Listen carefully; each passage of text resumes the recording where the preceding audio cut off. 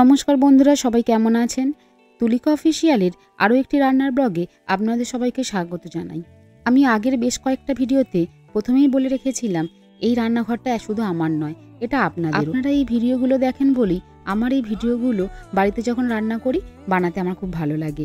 আপনারা অনেকেই অনেক কমেন্ট করেছেন, সেই কমেন্টগুলো কিন্তু আমি রোজ প্রত্যেকটা কমেন্ট আমি দেখি আর রিপ্লাই দেবার চেষ্টা করি। আমার খুব ভালো লাগে যখন কেউ কমেন্ট করে, কারণ সত্যি আমি তাকে চিনি না, সেও আমাকে জানে না, শুধুমাত্র এই ভিডিওর মাধ্যমেই তার সাথে আমার আলাপ বা কথোপকথন যাই বলেন না কেন সেটা হয়ে যায়। আজকে বানাচ্ছি চিকেন চাপ আর বিরিয়ানি। এখানে চিকেন চাপটা বানাবার জন্য এক বাটি টক দইয়ের মধ্যে কাশ্মীরি লঙ্কা গুঁড়ো, হলুদ, নুন, চিনি আর সামান্য একটু তেল দিয়ে ভালো করে মিশিয়ে রেখে দেবো। আর এর মধ্যেই মাংসগুলোকে দিয়ে দেবো, দিয়ে বেশ খানিকক্ষণ মোটামুটি 1 ঘন্টার মতো ম্যারিনেশন করে রেখে দেবো। আর যদি সময় না থাকে আধ ঘন্টা ম্যারিনেট করে রেখে দিতে পারেন, কারণ যতক্ষণ ম্যারিনেট করে রাখবেন ততটাই ভালো। আর এর মধ্যে একটু আগে প্লেটের মধ্যে যে ইনগ্রিডিয়েন্টসগুলো দেখলেন সেগুলোকে মিক্সিতে বেটে একটা পেস্ট করে মাংসের মধ্যে দিয়ে দেবো।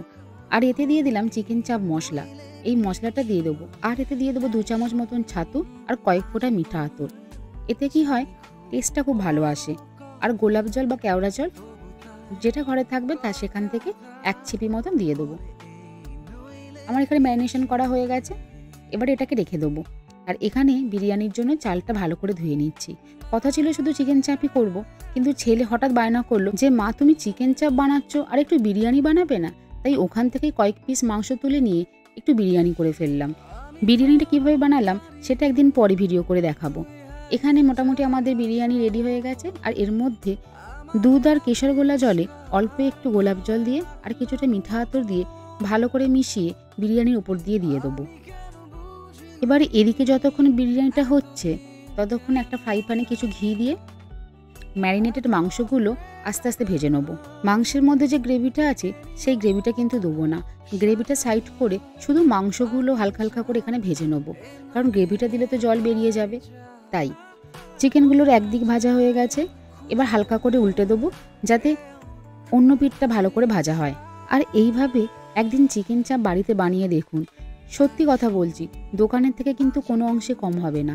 জানি খুব বড় কথা, তবু তাই কথা হলে এই নইলে কিছু নয়, এই শোন আজীবন। জানি খুব বড় কথা, তবু তাই কথা হলে এই নইলে কিছু নয়, এই শোন আজীবন, এই শোন আজীবন, এই শোন। চিকেনগুলো এতক্ষণে ভাজা হয়ে গেছে, একদম পারফেক্টলি ওয়েল কুকড হয়ে গেছে। এবার এই চিকেনগুলোর মধ্যে যে ম্যারিনেশনটা বাঁচিয়ে রেখে দিয়েছিলাম ওইটা এবার দিয়ে দেবো। আর এই চিকেন চাপ রেসিপিটার মধ্যে খুব একটা জল দেবো না, তবে ওই বাটিটার গায়ে যেটুকুনি লেগে আছে একটু হালকা করে জল দিয়ে ধুয়ে এই গ্রেভিটার মধ্যে দিয়ে দেবো। আর দিয়ে খুব ভালো করে মিশিয়ে নিয়ে মিনিট 10 থেকে 15 মতন রেখে দেবো। কিছুক্ষণ বাদেই দেখবেন কালারটা একদম অরিজিনাল দোকানের চিকেন চাপের মতন এসে গেছে, একদম যেরকম আমরা দোকানে দেখে থাকি তেল ভাসছে ঠিক সেই রকম।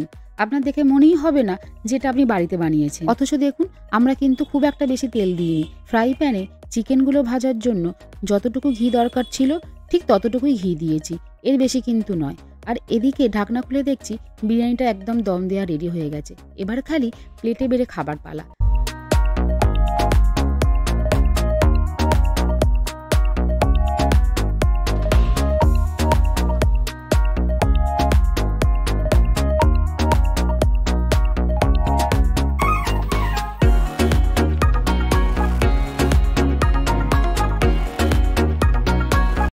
অনেকক্ষণ ধরেই বিরিয়ানির মধ্যে আলুটা খুঁজছি, কিছুতেই পাচ্ছি না। এই একটা মনে দেখতে পেয়েছি, এখান থেকেই একটু আলু নিয়ে নেব। আসলে আলুটা কোথায় যে ঢুকে গেছে সেটা বুঝতে পারছি না।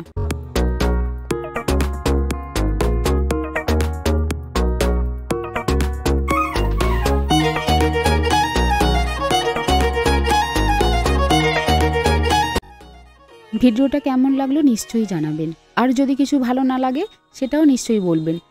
ভিডিওর প্রথমেও বলেছি, এখনও বলছি, আপনারা যারা কমেন্ট করছেন তাদের কমেন্ট কিন্তু আমি সবসময় দেখি আর রিপ্লাই এর পরের ভিডিওতে যারা আমাকে কমেন্ট করেছেন তাদের নাম নিয়ে একটু ধন্যবাদ জানাবো। আপনাদের সকলকে জানাই মন থেকে ভালোবাসা। সবাই ভালো থাকবেন, আনন্দে থাকবেন আর বাড়ির খাবার খেয়ে সুস্থ থাকবেন।